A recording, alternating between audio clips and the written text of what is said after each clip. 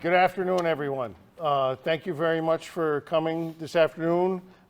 This is the first of a series that we're doing. This is something new that the City of Meriden Economic Development Department, Medco, Rex, and the Chamber of Commerce. As you know, the Chamber of Commerce, Medco, and the Meriden Economic Development Department work hand in hand throughout the year to do many different functions throughout the business community. As our chairman of Medco likes to refer to it as the three-legged stool, we do work very well together, and we would all like to thank you for coming this afternoon. As you've seen in some of the emails that have come out from Roseanne, this is a series, and each day going forward, there are different topics that will be brought up. We are going to be discussing multiple arrays of things, but some of the things that we do want to point out, especially today, is that today's also feedback. We want to hear from the business and nonprofit community that is very well represented around this table, what some of their concerns and ideas are. If you don't want to say them out in the middle of the meeting, by all means, you can come up to one of us afterwards and point out and say, Joe, you know, what about this one building? We'd really like to get it taken down. We'd like to know when this is going to happen. And those are information that we'll be more than happy to go over. As I said, I'm Joe Fest, the Economic Development Director. What we have done different that we haven't done before in the city is we did bring in Rex. And Dale Krupp, who was our speaker this afternoon, will go over what Rex does and how it's an integral part of the community. And we are happy to take advantage of this and looking forward to it. I know the mayor I'm going to be introducing in 1 second, and he'll go over some of the city councilors that are here. But you're all part of the vital economic development within the city. I am just the one that sits at the table. This whole group does all the things that help Meriden move forward. So we do appreciate it. And now I'd like to introduce one of our biggest champions, the mayor of the city of Meriden, Kevin Scarpati, and we thank him for coming this afternoon. Thanks, Joe. Come on. Clip it on. Got it. All right, good afternoon. Lively crowd. Joe, thank you, and Roseanne, Tom, and everybody for assembling us here today and for what is kicking off this series of workshops. If you have not been here, I'd also like to take this opportunity to welcome you to the brand new state-of-the-art Meriden Public Library. It is something we are certainly proud of and exceeded our expectations when we opened this back in July. I know we're joined by Becky, who is our director here at the library, but I also want to thank and welcome one of our newer city councilors, although I'm sure it feels like it's been years since taking office, Mike Zachrzewski, who's with us also, but also prior to that served as a captain on the Meriden Police Department. And Mike, thank you for your service to our community and for continuing your great work. We're going to leave here and we go to budget meetings tonight across the street at City Hall. So the work is not done. We're also joined by former mayor and current city councilor and friend Michael Rohde. Michael, who has been a face of many things in Meriden, still very involved. Mike, thank you for everything you continue to give back to our community on a regular basis. And I can go around the room and thank personally each and every one of you for things that you've done, not just for me, but also for our city, because you all have played a role. Your fingerprints are all over Meriden, and we know that there's still a long way to go, because today, talks about the future and what's next for Meriden. And I'm pleased to see so many faces, but I'm also saddened to see not more faces joining us today. Because quite frankly, this is a critical time for Meriden, right? It's a critical time for all of us. As you know, the last couple of years, we all faced and got through the COVID pandemic, and I know that's an upcoming session to discuss and how we climb out of it. Because if you look back 10 years ago, Meriden was in a planning stage where downtown redevelopment and flood control was something that was talked about regularly, and we started to take steps forward and implement those. And we started to cut ribbons on the new green downtown and housing infrastructure that replaced high-rise public buildings to what is now a more diversified housing stock. But it's not enough. We haven't done enough. We're not there yet. The job is far from finished, which is what motivates me and members of the City Council to continue going after more opportunities. So what's next? The line I like to use is, several years ago, Meriden was awarded a grant and was known as the Playful City. And Mike, I think it was under your leadership as mayor, the Playful City. And Meriden's a great place to live, work, and play. I've taken that but spun it a little bit to say Meriden's a great place to live, work, and invest. And many of you who are involved with businesses know the importance of investing in a thriving community. So what does it mean to live in a great community? Many of us that live here, choose to live here, choose to raise our families here, know that you need a place that's safe. And Mike, your years in the police department, you know how important it is to make sure we're apprehending these criminals and holding them accountable. Our police department, under the leadership of Police Chief Rob Rosado, they've done an outstanding job, but far too frequently you read the headlines, the negativity that's out there. So we have a ways to go, but we have actually the police department's coming in front of us tonight for their budget, so we'll hear what their ask is. But we know how important public safety is. A thriving school system. We have their budget meeting Thursday night of this week, so we'll hear from them their ask. But obviously you want something that families are going to attract.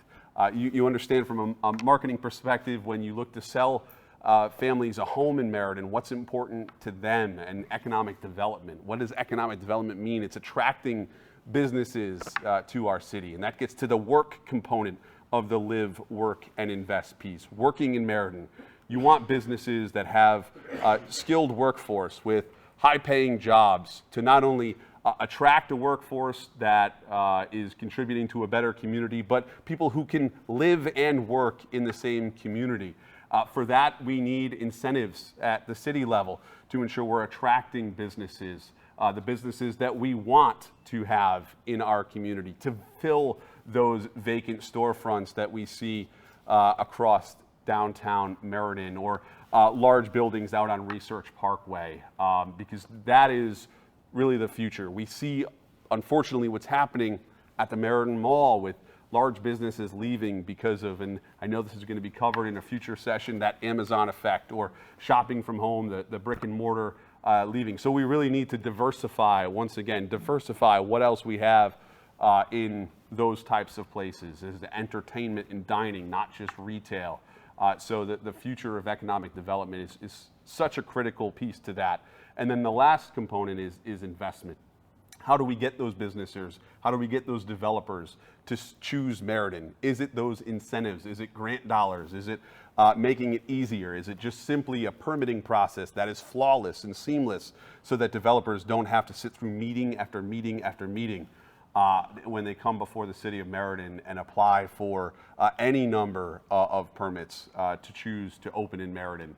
And so those are the things that we're constantly talking about, but it's meetings and sessions like this that can help pull all of this together, put it on paper so we have a plan. Because the next question, or the last question, is how? How do we do all of that? That sounds great, but how do we get there? Well, it starts with people. It starts with people like you, but also people at City Hall.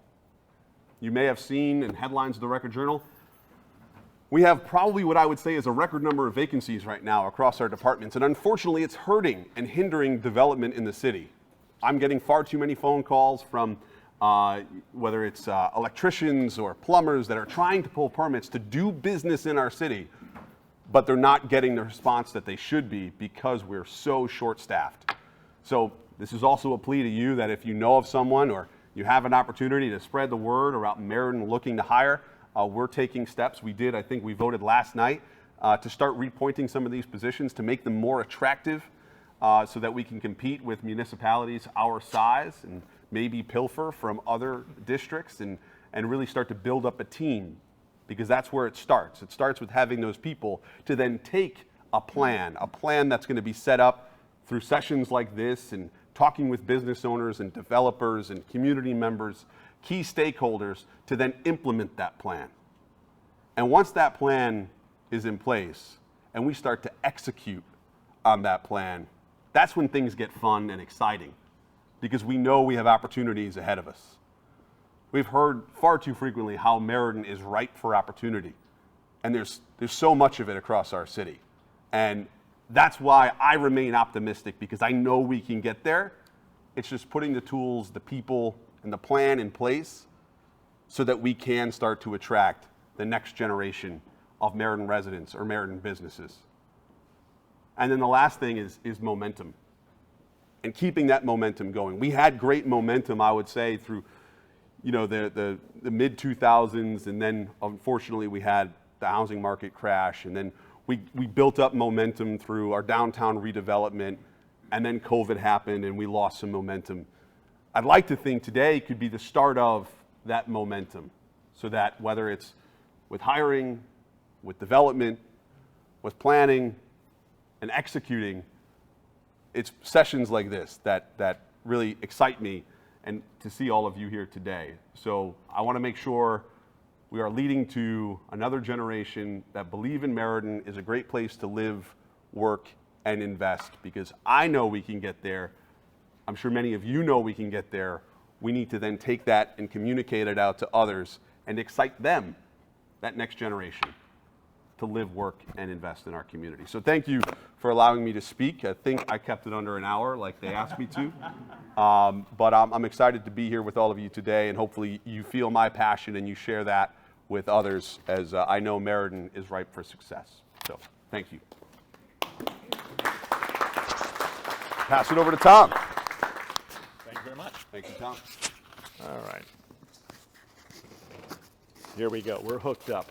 Okay. So good afternoon, everybody. As you probably know, my name is Tom Welsh, and among other things, usually my working days, I'm a business law and finance attorney. So I see businesses, and I'm also general counsel of Nippon Steel Trading in the Americas, which takes me all over this country, frankly, and to many of the hot spots in economic development. So I see not only what's happening here in Meriden, I also see a lot of what's going on in economic development around the country.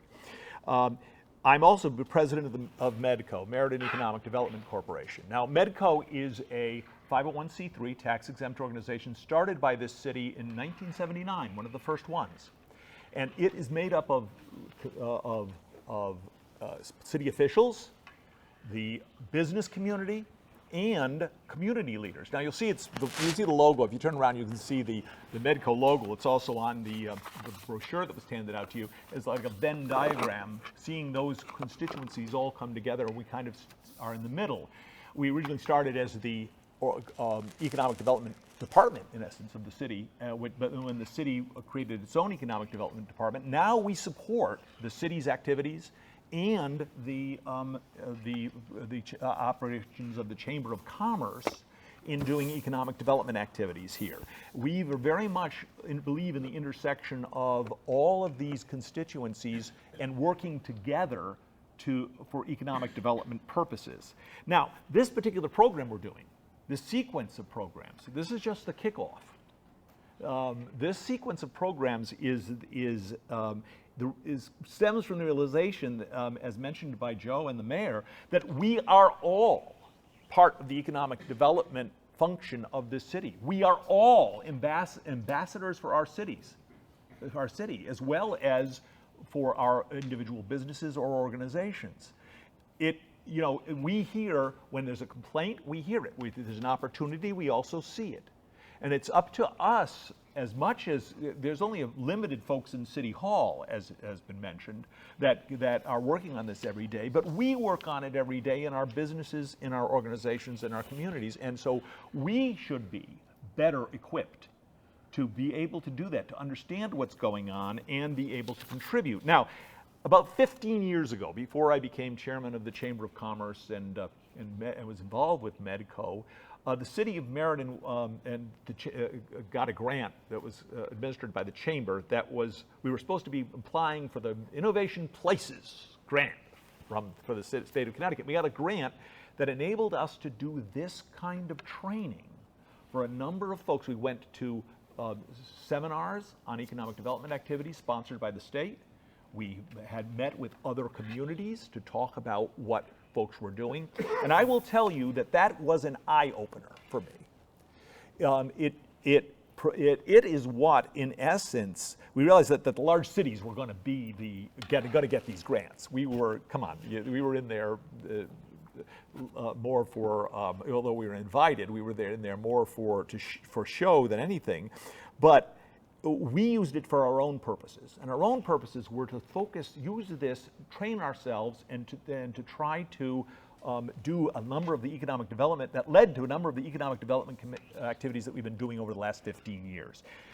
That is largely what got me up and running and motivated to get into this process. It also made us very, very aware of the fact that we are all part of this.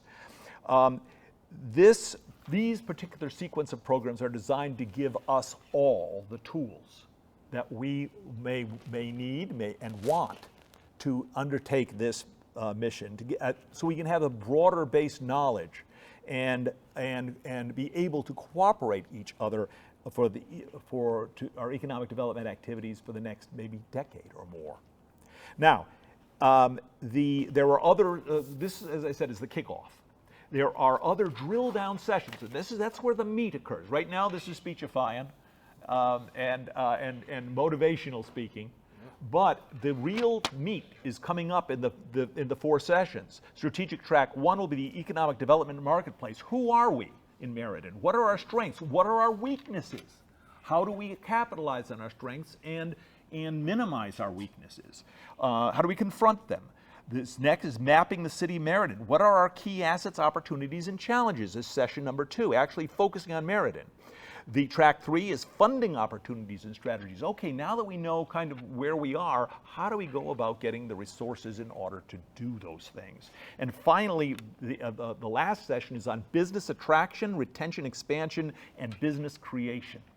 All of these, by the way, will have folks coming in from the state, from regional activities, from organizations, state and federal government will be here, and departments talking about and working with us on all of these components. This is a very, very comprehensive activity that we're attempting here. And it's not just limited to you. I also encourage each and every one of you to get the word out. Get the word out on these drill down strategies. It's not closed to people who aren't in the room now. The folks that are interested in any of these areas, or all of them, should attend. You just sign up through the Chamber of Commerce, and we'll be here. There's maybe even be a refreshment or 2. So with that, I will shut up and turn it over next to the President of the Chamber of Commerce, our own Roseanne Ford. Thank you.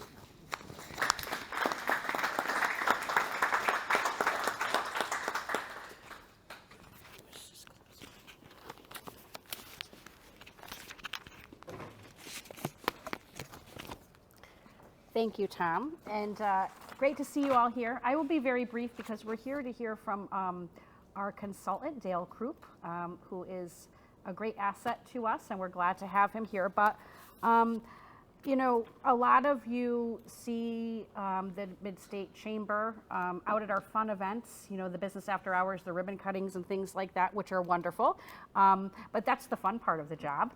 And, you know, the piece of advocacy and leadership, which is so important, and being a part of sessions like this to help our community grow and develop, and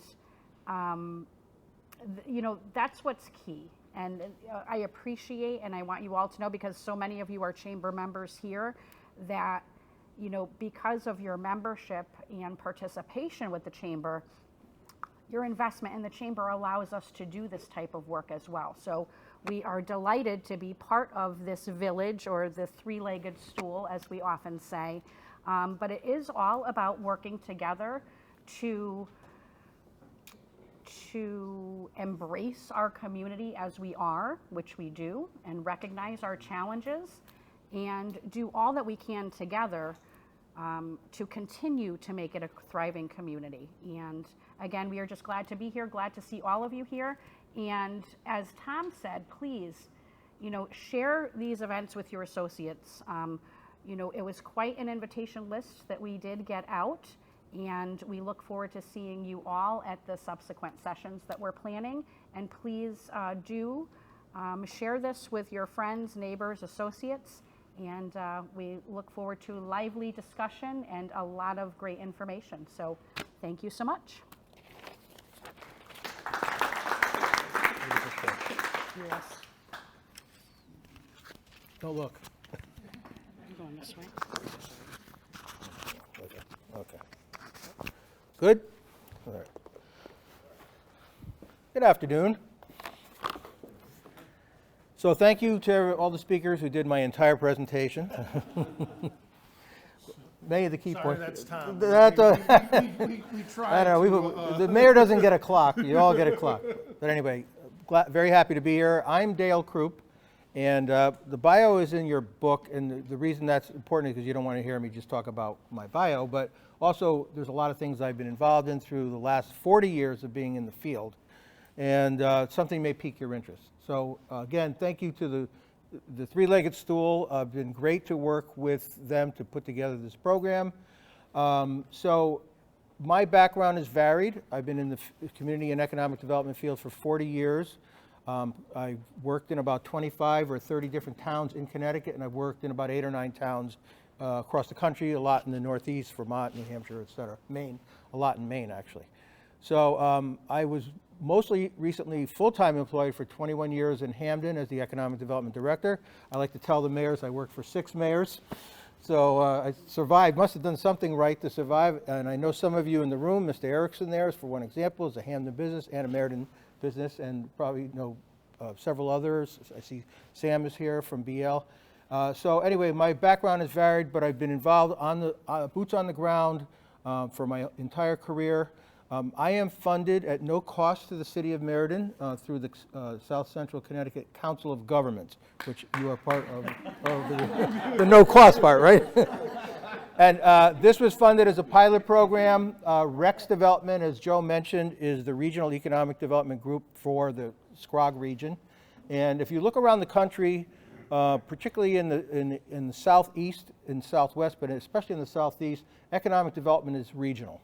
It's not just one of 169 towns. Yes, you're going to try and get employees, I won't say pilfer, but you're going to get employees and other businesses from other towns because you have a better product, your location, and all the attributes that Meriden has to offer. But it is a regional thing in successful programs around the country. So that's why Rex is important, and that's why the Council of Governments funded this pilot. And one little promo is it was funded from November till the end of June, and the new budget for July is coming up for a vote in April, and hopefully you'll like the services and we can continue, but this guy votes on it, along with all the other mayors. So anyway, again, my background is varied, as all of the speakers so far have indicated. There's a variety of topics that we've been working together. We have 98% of the speakers all selected for these conferences, these sessions, and definitely invite your folks to come. At the end of the process, though, we can have all the conversations we want. There has to be something written down that's followed as a guide. There are always living plans. One of the things I always did when I was in Hamden was to have a long-range plan that we worked from. When one expired, we went out a year ahead of time, started talking to businesses, and created a new plan that created a roadmap. We evaluated our incentives, we talked to businesses, and we found out what they really need. So at the end of the process, we're going to come up with something that's written that would be adopted certainly by the local commission, Medco, and the city council, presumably. So that would be the end of the process. So economic development, everybody has a different definition of it. If you look at some of the trade organizations, some of them are like a mile long, and because they have so many people trying to decide what the mission statement is. I'm not big on mission statements. I think they should be simple, something that people can remember. Do you remember your mission statement? If you have one, they're not easy. So the one I like the best is a fellow in Tennessee came up with one that I like. Economic development is the process of improving the standard of living in a community by creating jobs and attracting investment. Simple, to the point. To the mayor's point earlier, you're looking for people to invest in your community. And that's one of the key things. You have to have something for them to invest in. And you are doing pretty well from my view of things. And I have been looking at what Joe and Medco have been doing for the last few years. So I just want to talk to you for a few minutes about economic development through the lens of being in the field for so many years. It's a team sport, no doubt about it. You have a good team. A lot of towns in the region, I've been working in this region under this contract, and a lot of towns don't have the assets in terms of the people power. Yes, every town needs employees. Every town I've worked in, they're short of people that help make the engine go. But you have a pretty good foundation right now. But basically, it's a team sport. Everybody in this room, you have your elected officials, your boards and commissions, including not just the economic development, your land use commissions, the schools, the university, the institution. You have a hospital, the chambers, the nonprofits. We talked before, in terms of how the nonprofits are like a business now. You have employees, you pay payroll taxes, you do lots of things that businesses do. You're just a nonprofit. Hopefully, you pay taxes at some point, but that's another story. You have the advocates, the people that really help the businesses, that impact the businesses, especially when you get to issues like workforce. Workforce is probably, when I've talked to businesses a lot over the last several years, workforce is like the number one, the number two, and the number three thing that businesses talk about. Yeah, some are concerned about debt and taxes, and as well, they should all be aware of it. The environmental issues. We have BL here. I've known Sam for years. And brownfields, paying attention to brownfields is a really important part of economic development, so knowing who your professionals are and how they can help. The service providers, the developers, the real estate community, and the state and local partners that you have, and we'll be getting into the funding aspect of this in session 3, I think it is. So the first session's the end of April, then there's one the end of May, and 2 in June. So again, as everybody has said, make sure that you invite everybody you can. There might be some topics that pique your interest more than others, but definitely get more people. But this is a pretty good turnout. We've got about 30, 35 people. So the other thing that I always have spent a lot of time on, and if I was to just boil it down to its bare essence about how you can be successful in economic development, is to think like a business. Think what it's like to have to make payroll. Think what it's like to deal with regulations and permit costs and all the stuff you have to go through. Think of what it's like to try to find workers. And so therefore have adopted a local industry cluster approach at the local level. Industry clusters were developed, my goodness, a long time ago when they thought about Silicon Valley and the Route 128 corridor in Boston for biotech and those kind of things. And the state of Connecticut adopted clusters as an approach to helping regional success. Like in New Haven, it's the biotech sector. In New London, it's the defense industries. Hartford has historically been insurance, et cetera. But I've also thought that really works at the local level. Who are the industries in your town? When you boil it down to the industries that are here, you build on your assets. The assets in most communities are your manufacturing base. So how do you help manufacturers become successful? Do you do visits? When you do site visits, how do you approach that? You just go and say, hey, how are you? What do you do? No, you should know what they do. When you go to visit a manufacturer, you go and you talk to them about their supply chain, and you find out who they do business with to see if you can make a connection. You do sort of work in partnership with the chamber to make those connections. These are important ways to be successful in economic development. Your other industry clusters are going to be healthcare. You have a hospital here, and there's a lot of spin-off always on hospitals. You have their hospital, then you have your blood draw, your MRI. All those people buy machines and pay taxes. So you want to focus on what they need. They're going to tell you they need workforce. Manufacturers want workforce. Manufacturers have energy concerns, cost of electricity. So these are the things that are foundational issues. If you want to use a sports metaphor, that's the blocking and tackling of economic development are the things that you focus on. So traditionally, people have focused on business attraction. That's a really important thing because you want to grow your grand list, very important thing. But I like to focus on just as much on business retention, because helping businesses grow from within are the people who already live here, their kids go to school here, they've been around for a long time, maybe multiple generations. So business retention to me is equal to business attraction. And in my years of doing economic development on the street, 70 to 80% of every day's activities, whether it's putting out fires or helping somebody solve a problem or whatever it is or existing businesses. Yes, of course you want to attract businesses. That's a really key thing too. But business attraction is, to me, is really something to spend a lot of time on. So hopefully through these sessions we're going to come up with some strategies going forward. The business visitation thing I really harp on because it's important. Almost all mayors and first selectmen and people that are elected want to go visit businesses, and businesses, especially manufacturers, love having you there. They love showing you how hard they work. Just go there at 6:30 in the morning because we usually don't want to meet any later than that because they're busy doing stuff. The land use process. Yes, the mayor definitely addressed that in his presentation to you. It has to be quicker. It always has to be quicker than it is to the greatest extent possible. You have employees, you have unions, you have all these things that affect the land use process. You have people that want to beat the drum of conservation and things, and some of that's important, but some of that is overkill for businesses. Think like a business is what I always try to tell people. So again, the land use process has to be consistent and it has to be fair because they're always going to be comparing you to cities and towns that are about your size. New Britain, Bristol, and I've worked in most cities in Connecticut. I think every city but Stamford, I think I've worked in of the bigger communities. So these are the things that are important in economic development that we will try to address in the sessions coming up. So when you think about the daunting task, who's that? Oh, sorry.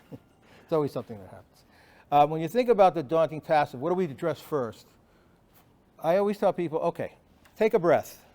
Think about what you're already doing well. Try to build on what you're already doing well. Try to build on the momentum. I think you've said a lot of the things that I'm covering. And you have a lot of stuff that you're doing and a lot of stuff that's coming up that, when it comes to, John Lennon said, you have plans and then, the real life gets in the way, something like that. So, you have plans. Joe's Day, as one example, might be to do this and this.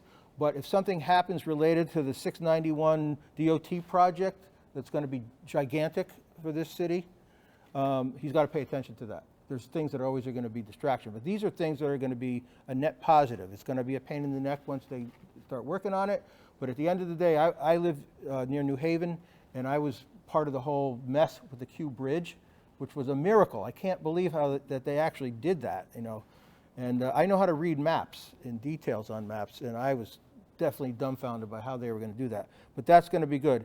The mayor mentioned downtown, the flooding and redevelopment. That's always going to be an ongoing issue, what's going on downtown. The future of your mall and the impacts on commercial space. Some of that is the marketplace, some of that is COVID, and some of that is Amazon. And it all started before COVID, and it just got exacerbated. I don't think pickleball is going to change the economy, but it's going to help. It would help, look what they did in Stamford. They built a pickleball stadium in the mall, in part of the mall, and it's completely changed. So what's happening in commercial spaces, even in your strip centers and your smaller places, there's changes abound. So to the extent that we bring in the experts to talk about that in the first session, actually, we have a speaker that specializes and is on the road talking about how to convert commercial spaces into other uses, not just housing. Of course, housing is the most obvious one. You have things going on. You have your just from talking to Joe, North Farms Road project, Batista Company South Broad Street, Research Parkway, the Operating Engineers Project, Mark Development. You have a lot of good things going on, and this is exciting for the city of Meriden from my point of view. There are a lot of towns that do not have this number of large projects. And I didn't even want to list all the housing projects that you gave me a list of that I took a drive-by and took a look at. You have a tremendous amount of housing. Now, housing is a big issue. Some people don't want to talk about housing because housing affects the school system and all those kinds of things that people say. But housing is one of the critical parts of workforce development. What people can afford, you want your machine operators, your nurses, all the people that are middle class, working class, slightly above middle class. They want to be able to live here, and you want them to live there, and you want their children to live there when they grow up. One of my kids lives in Hamden where I live, and the other one moved to Rocky Hill because he could not afford to live. He might move to Meriden, you never know. We'll talk. His girlfriend's his girlfriend's family's from Meriden, so I don't know, maybe there's a play there.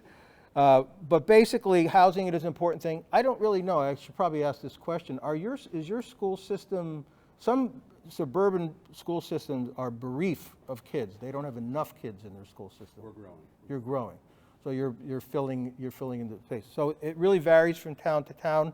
Some people don't want housing, but a lot of the housing in the marketplace today are one bedrooms and efficiencies. That's really one of the bigger marketplaces. So, but housing is important for workforce. What else is important for workforce? Transportation, and whether it's public transportation or the infrastructure. And then the other thing that I think Tom mentioned was business creation. We've traditionally talked about business retention, business attraction. I like to talk about business creation. The entrepreneurs, so many people started to start businesses because of COVID, because they were home, and now that's continued. You know, it's not just the business incubators and accelerators and all of those co-work spaces and maker spaces and those kinds of things, but it's helping to come up with some kind of a plan to address business creation. Like makerspace is something I'm not a huge fan of. As you know, people know it as wood shop, metal shop, and maybe 3D printing, but they're moving into technology transfer in the makerspace. So to the extent that we can learn about how to make Meriden potentially attractive, given your location and your in the transportation system. In the north end of Hartford, where I did some work last year, they have a huge makerspace, basically universe, ecosystem, and they're getting it to something called I4. Don't ask me to explain it. I can't. Look it up, please. But it's something, you know, all the virtual reality stuff is in that space. So business creation are your taxpayers 10 years from now, okay? The kids that are in college or high school kids or maybe, you know, the early 20s, like my son's age, those are the people who are going to create businesses, and again, you want them to stay here. So you have a lot of things. I just will re-emphasize clusters because I do think that's a good foundational starting point. Many of you are in a cluster and don't know it, but we want to definitely brand that and try to put that in a plan. The definition of a cluster is the geographic concentration of interconnected companies and institutions in a specific field that share a similar supply chain. And that is what we were talking about before, your manufacturing and your healthcare and so forth. So that is sort of my overview of the way I look at economic development. I spent a lot of time, of course you want to attract bigger companies and larger businesses, manufacturers, but I did a survey once in Hamden. I'll kind of end with this. I surveyed a bunch of small businesses. I think the universe was like 75. And I interviewed them to see you know, if they were happy and all that. And what I found was that something like 80% of them were Hamden residents. So those residents paid taxes on their house, all their cars, their commercial building, if they own a building, their personal property. They paid like 4 or 5 different taxes. And you know, I spent a lot of time working with small businesses and solopreneurs and people that are really at the beginning of their careers, with having a small business, to help them because they have a big burden to take care of. And I also work very, very closely, as Roseanne knows, with the Hamden Chamber. As a matter of fact, my office is right in the Hamden Chamber as a consultant. And I work really hand in glove with Nancy, who they have an alliance with your Mid-State Chamber, which has been very successful, I think, on both ends of it. So with that, during these sessions that we're going to have, we're going to actually just facilitate, let them talk, let you hear. But what I'd like to do right now is to hear from you. I got a pad. I'm going to take notes. Please give us some input.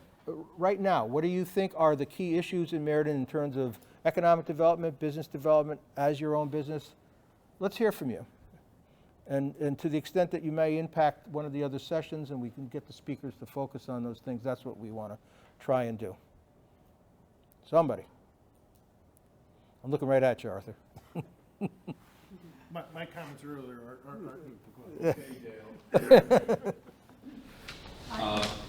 I'm Arthur Erickson. I own Beecher and Bennett on Cook Avenue. We've been there since the early 70s when we bought the home from Mr. Flayden, going back before that. So we have some decades invested on Cook Avenue. I like Meriden. Meriden's a great town. We have a great daffodil festival. You've got just a lot of great organizations. You got the Antique Veterans, I could go on and on, the Curtis Home, the Bradley Home, a lot of good things going on in Meriden that we support, as well as the Chamber, Rose. So we're glad to be here. And so those are the good things. But there's some things that I'm also concerned about. And my concerns are my neighborhood. I've looked around at different properties over the years, and it stems from the old hospital, the doctor's building, and we did some remediation on the other factories there, and the brownfields and things like that. So I see things happening in downtown, but I also see things stalling. And I'd like to address some of those things that are stalling or not progressing to my speed for our neighborhood. And that's why I'm here. I want to keep our business and viable for the next generation. And I think there's a lot going on that's good, so I'm not negative, but I do want to see some things change in my neighborhood, as we all do. Session 2 is on May 23rd. It's about what are the key assets, opportunities, and challenges. And as you have specific things, specific street, specific issue, please pass them along. My cards are in the back, by the way, if you have anything you want to share, not with the group, and you just want to share it with somebody. My question for Arthur is, what impact do you have of the change in Cook Avenue from being one-way to two-way? I still go the wrong way. That's years of coming out and making the turn. It's true. It's definitely better. It's better for us. Okay. Street patterns, is this a street pattern? Yeah, we changed our, not all of downtown, but we did change quite a bit of downtown, and I'm sure the Y at the same time sees things a little differently with their change pattern, but It's a hard thing to do, change street patterns. it was not, It took long enough. yeah, it took a while, and some people, maybe somebody sitting next to me still don't agree with the way that the lights are timed and has tried to get that corrected. A lot of issues. There are, like everything, when you make changes, there are things that don't necessarily come out perfect, but Well, there's also unintended consequences Yeah. of almost every decision you make. Cook Avenue is also a state-maintained road. Gotta take So road? you have to state and- It is, and that did pose an issue. I did go down to our public works director and mention a certain pothole on that turn that I seem to hit every single day. I cannot figure out. I did actually the other day. You hug the curb. If you hug the curb, you miss the hole. But to be clear, I did go down, and I said, I said to John, John Lawler, who's our public works director, I said, John, I said, geez, I said, I know you get this all the time. That one on the corner, he goes, Joe, really, you're going to talk to me about a pothole? I'm like, yeah. I said, I'm good. Well, Easy. on the May thing, we're supposed to have a DOT and a Connecticut Transit person on the panel, by the way, and that'll be helpful. Hi, I'm Pam Fields. I'm the CEO of Mid-State Arc, which is a 75-year-old nonprofit in Meriden. I also live in Meriden, so Meriden is one of my favorite places. I love it. I attended all the sessions that we had before years ago on the city and participated in all of those. And like you said, like to see that start up and then you see it stall out, which is hard. I also work with these guys on the farmers market in Meriden. I think we have one of the better ones in the local areas from what I've seen. But one of the things that we've seen is the reputation that sort of lingers in Meriden, even though Meriden has tried so hard to change. Sure. I think has stopped a lot of people who live on those outskirts, the east side of Meriden or the west side of Meriden, from coming in and getting involved. It took us forever at the farmers market to get them to come to the farmers market. They'd go to Wallingford, they'd go to Southington, they'd go to any farmers market than ours, but ours was actually a better farmers market. Now that they're coming, they love the farmers market. But I think somehow we have to start getting those groups that are out there, the ones paying all those taxes, the one that owns those businesses, to come in and be involved. They sort of stay out of the center. So it's partially an image issue Yeah, I think that's to a work big on. piece. Branding, marketing. It's actually more branding and marketing than worrying about an image. Focus on the positive and how to change that. We have a lot, like they were saying, we have a lot of houses. Beautiful park. We have great hiking areas. We have I take pictures and post them, people are like, where is that? In Meriden? We have a lot. I'm Mike Sakoszewski, and I was born and raised in Meriden. I did 31 years as a police officer, so I've been down every single street in this town multiple times. And as the mayor said recently, got on the city council. You know, my area is the east side, the Research Parkway side, and part of my running for office was I was concerned about development, about that section of town being underdeveloped. And I think Joe is right on target. We're starting to move that side a little bit. I look at Meriden as we're poised smack dab in the middle of the state. Our location is about as good as you can get. Yep. I mean, I've gone to schools for the police department. I've had to go to UConn, go down to Stanford. It takes you an hour and a half to get to a class. It's an hour class. I actually, many classes that I went to, I would talk to instructors and say, listen, next time, hold it in Meriden. I mean, you have total access. We've got the highways, we have east and west, we have north and south, we have a beautiful train station now, a new bus line that just came in. Hey, if you can afford it, you got a small plane, you can fly into South Meriden. That's things that, and as you said, it's a perception thing. I've gone to so many meetings and heard the story about Meriden's crime rate. You know, it's a terrible thing when you have a multiple homicide like we had with the Pettit family in Cheshire, but they had multiple murders that year. We had one homicide that very year where they had 3. It's just that, you know, it's just the way it came out, but it's a perception thing. And I think we've done a pretty good job starting to slowly change that, but it is terrible. The Meriden Green is beautiful. I mean, I'm also the past president of the Meriden Lions Club. I mean, I've got multiple hats in Meriden. And the Meriden Green is just an awesome venue that I think we've done a pretty good job promoting. So just getting Meriden, getting that image changed, promoting the location is something that we really have to push. And, you know, I was looking for, you know, tax incentives, things like that. Right. I know Joe has talked to me about some of the things that we did with the buildings that went up on Murdoch Avenue. I'm new as far as that goes. I know the city extremely well, but I'm new to the political end, which I'm learning very quickly during budget season, let me tell you. So, and you know, I'm looking forward to all of these sessions. Yeah, the issue of incentives is, you know, some towns want to embrace them, some towns, to me, it just kind of depends on how you want to use them. Is it a tool or is it something you want to just offer? And that, you know, so beyond, under my scope, beyond just working on these sessions, I'm available to Joe. You know, so if there's anything he wants to bounce any ideas, I've certainly gone down this road on incentives multiple times, whether there's a big difference between the state tax incentives and the federal tax incentives. Really important in terms of your local control on that. So something to talk about because that's good.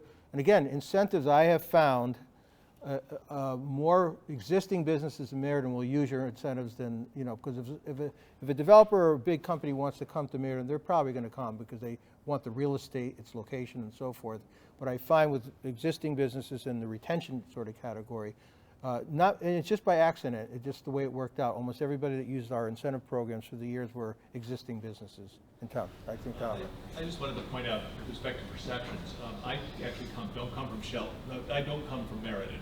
I started off in Shelton, and at a young age I was elected to the city council in Shelton, and that was some 40 years ago. We had the same thing, rubber workers and sons of rubber workers, bad downtown, the rich people, blue collar sections, but rich people around the edges. They wouldn't want to come downtown.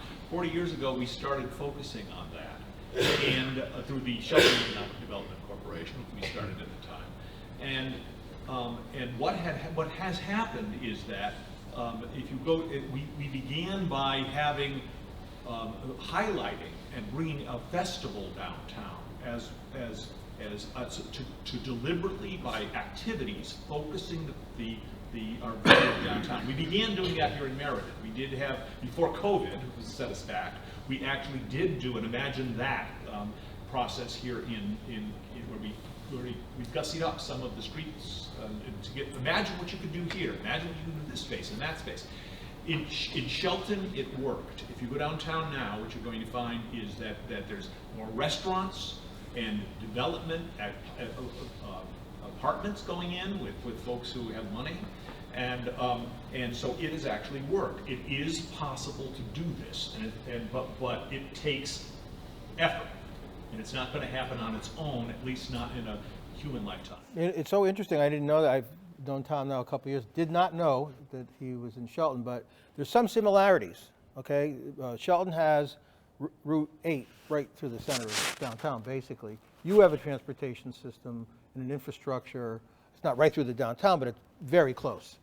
They have a mayor who's Mark Loretti, I actually know very well, very, very pro-economic development. I just met you, but I can tell already he's very pro-economic development. Very many similarities. The other thing I would add to your comment is that people react to reputations based on the legacy or maybe something that happened 35 years ago or whatever. The key to changing some of that is to bring the younger people into the process, whether they're college students or the business creation community, the artists, all the people that don't have that muscle memory. So that's a specific strategy. Outside of doing regular marketing and things like that, getting the young people to want to come and get involved, if you can get their attention. Well, hopefully nobody's of that age here. But anyway, but that's a strategy I find works pretty well because they don't have that legacy of thinking about Meriden in that way or Shelton in that way. And one of my closest friends in the industry is Jimmy Ryan, as a matter of fact, from the Shelton Economic Development Corp. One of my bigger brother kind of things. So there's a lot of issues. Who else? So I'm not from Meriden, I'm from Wallingford, but I have been working in Meriden for 5 years now. And I absolutely love this city. I love the community. I think that this city has made very intentional investments in things that are important for the community, and I find all of that very exciting. I feel, or I think that, or I anticipate that this plan is going to be focusing in different areas. So we're looking to attract larger businesses, we're looking to attract smaller businesses. My world, for what I do, I work for United Way. We work with a segment of the population who does all the right things, but it's still very difficult to make ends meet. And I think that that's our human capital that we must pay attention to.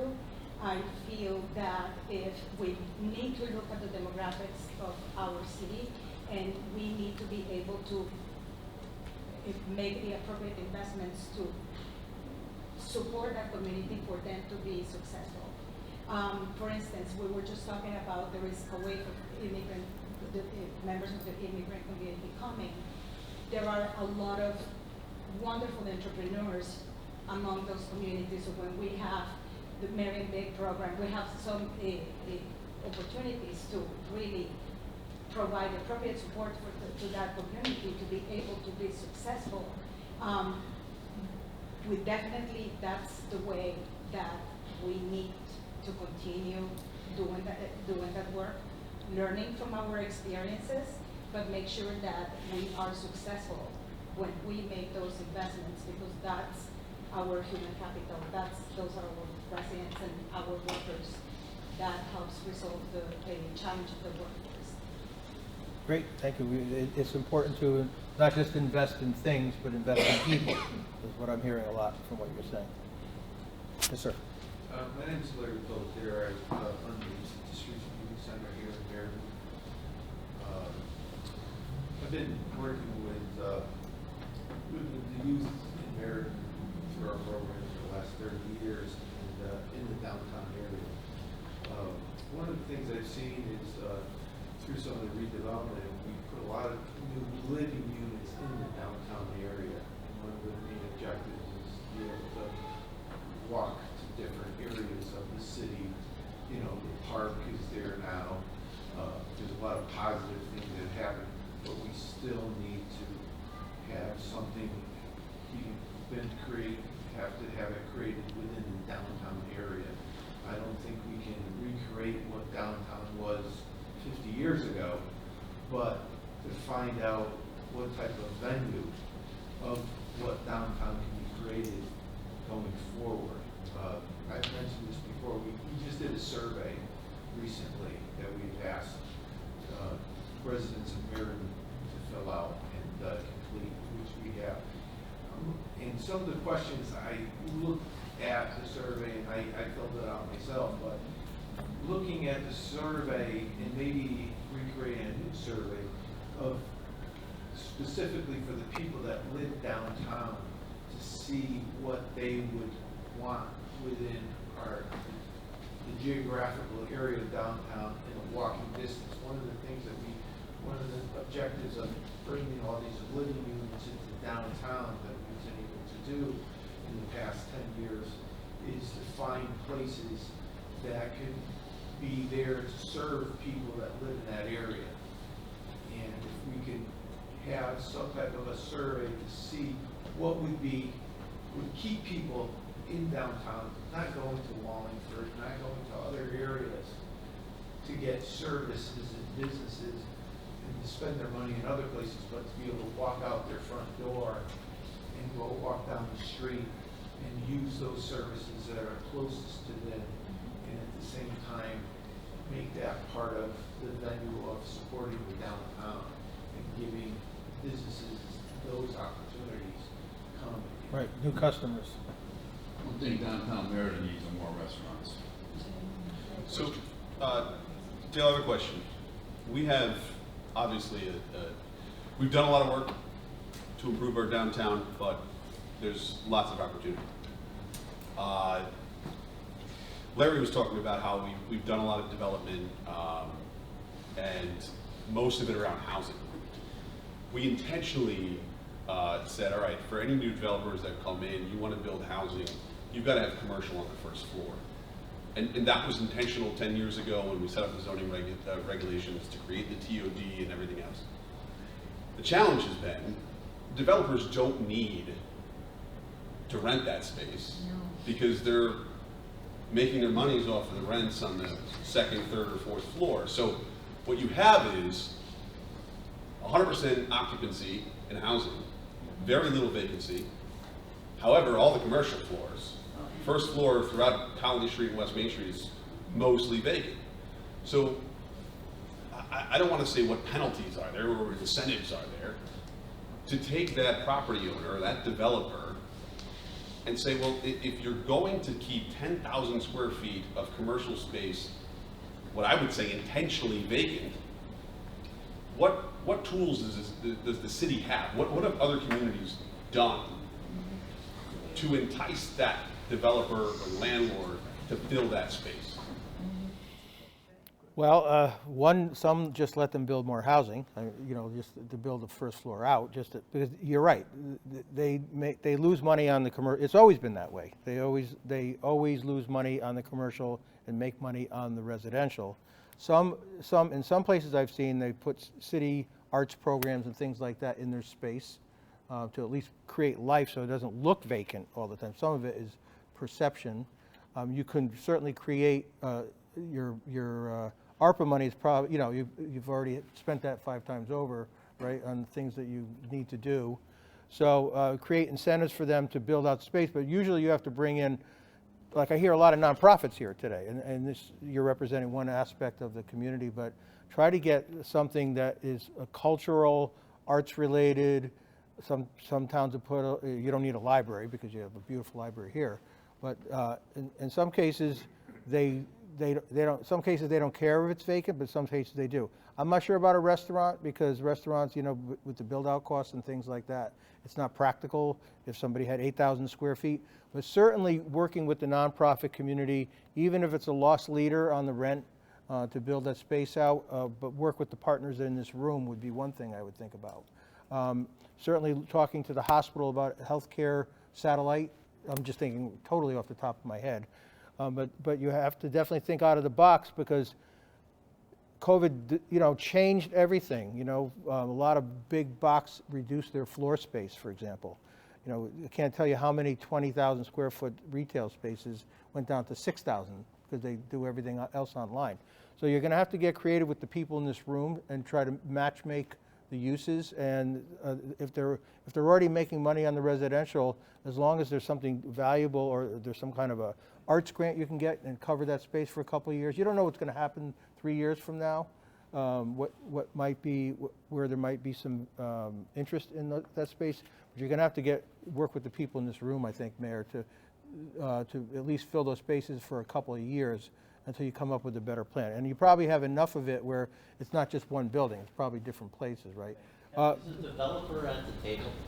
I mean, I have to ask that, or is the developer kind of, you know, flew away and took his the LLCs? His windfall. They're at the table. I mean, so are they willing to? I mean, I looked at their space before. Yeah. They want $11 or $12 a square foot in downtown Maryland. It's absolutely ridiculous. Triple net problem. Plain and simple, that problem is a problem that's not going away. They don't want to lease it. They don't want to rent it. They want it so high that they don't. So the other question I have for you is, so we had conversations with them. I mean, one of the abilities we have too is to hold them accountable within the press too.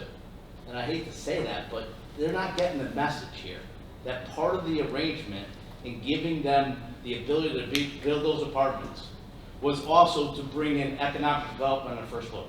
I don't really care if it happens in other communities, to tell you the truth. I care about this community. So with that said, I mean, I hate to say it, but you got to hold your feet to the fire. I mean, and I know you're working on it. I know you are. I could tell how passionate you were speaking about it just right then and there. But I'm equally as passionate about it. Because when I looked at the space, they have no desire to rent. So these are people that got a package. Yes. So 10 years ago, it was an incentive deal for us. We tore down the mills and moved everything over. Unfortunately, in the agreement, there was no verbiage that gave us the ability to no clawback for the fact that the space down below. I've toured many people down there. I was one of them that went through. We had talked about it. That there's been part of the problem is I've had a breakfast restaurant want to go in there, and the build out at the end of the day was 180 to 200,000, and that's a lot of eggs to flip to return that. But and pay the rent. Yeah, and pay the rent. So I mean, so there's no stick. Unfortunately, in the agreement we've kind of looked at it, there isn't. But we keep on sending. There may be a disincentive. Yeah. But there are other techniques potentially. We had looked at potentially Medco taking it and then utilizing it, trying to then to do some kind of a function and then flip it. Like a sublease? Yeah. And but once again, that takes. But that means that we had to find appropriate grant resources in order to be able to afford that a rent and then be able to. So because once we crack it once, we've got we will have it now, and that's just one spot. Unfortunately, it's the best facility on that particular street, so it's depressing the market for everything else on that street. So, is it one building? Is it it's one building, but my question was, it's not about one building. My question is about the 24 that are scattered around downtown or anywhere in our city.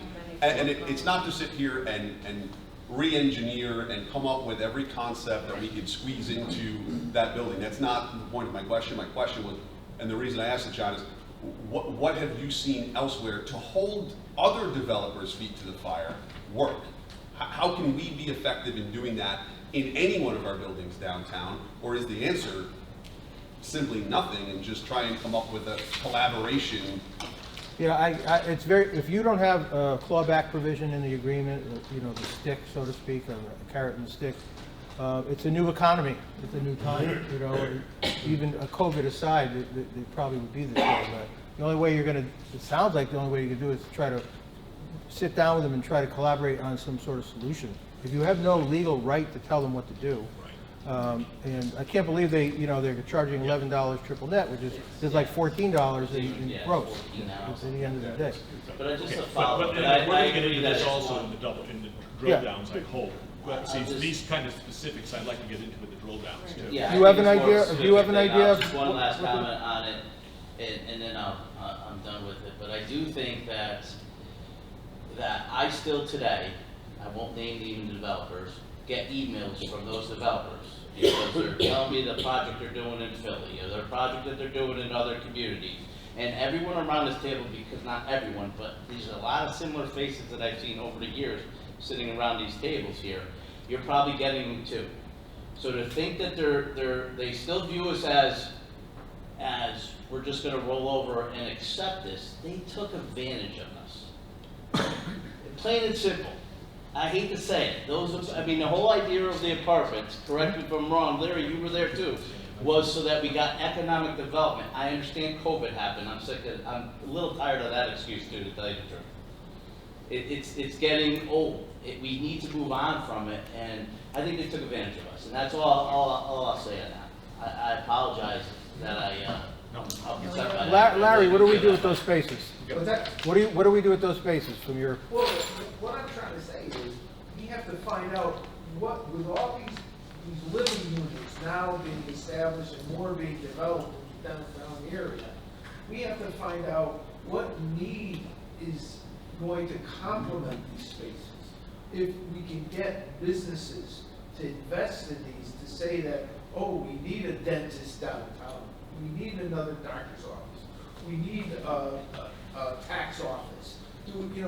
What do people want within their community is what we have to find out, so that if there are people that are willing to invest in space, willing to invest in outfitting space, because like we said, all these spaces need a lot of money put into them to have any kind of functioning business in there. Even the brand new buildings that are down there, the building you're talking about, there's a lot of money that has to be put into it to outfit it, to have it opened up to any type of business. And then we have a lot of older buildings that need to be outfitted and have to be redeveloped. So this is something that's been going on for years, so we have to find that kind of a solution within these meetings at least. It's not going to be an easy answer to have. Not about the building down there at all. Just one more comment. Retention, you talked about retention of businesses. I also would say retention of citizens. You got your top 50 kids at Maloney High School, Platt High School, going on to college and deciding not to move back to Maryland. So retention of our youth, right, is there too, and promotion. We can't just keep saying we have great trails. We have to demonstrate we have great trails. We can't just say we have great schools. We have to demonstrate we have great schools. And that is marketing. And that means money. And the last question is funding. And I know that's one of your topics on here. I read ahead. Yeah. So first, what I want to do, because some of the members that I'm very glad are here tonight have a large financial meeting that they have to run to, that all these things, I hope my budget gets upped a little bit because I'm mentioning this, all these things that we're talking about today, they have to go do. So we also have our majority leader, Sonia Jelks here. You had your hand up. I didn't know whether I actually just wanted to say I apologize for being late because I work, but I also have to go to another meeting, so I have to leave early. But I look forward to participating in future meetings. So I am very happy that all of you are here tonight, and I'm always, everyone in this room knows me, I'm always listening to things that you talk about, and we have conversations about this all the time. I encourage everybody to keep coming to the sessions, and we will grow this, and you know, wouldn't it be nice not to have enough space in this room for one of our meetings? But it's great to be here in the brand new library. Again, I'd like to thank everyone for joining us and all the hard work that was put into this by our group here tonight. And you know, as mentioned before, we have two members of the Economic Development Committee, our chairman, and Mike and Sonia, so 3 members. So this is great to see the council being involved in this with us. So we have some refreshments in the back for everyone to take part in. And again, thank you very much. And our next As I'm looking at it, just April 25th. April 25th, back in this room is our next meeting. So again, thank you very much for coming, and we appreciate you all being here this afternoon. Counselor should grab a sandwich. Yes. Please eat, because you might be there a while.